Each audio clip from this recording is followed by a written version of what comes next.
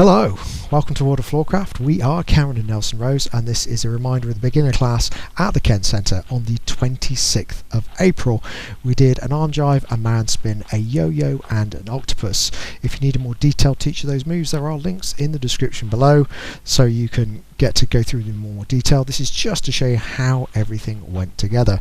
So, starting with the arm jive, man's left, lady's right, goes like this, goes 7 and 8. We go offer, left, right, shoulder, turn, face, return. Now the man spin, we move through and catch right, return for the yo-yo, across the chest, out, flat, turn, change to the left now, and return to 2 to get to the octopus. Guys in front first, so we don't break the alternating rule, then the ladies, then the guys, then the ladies, and we are done.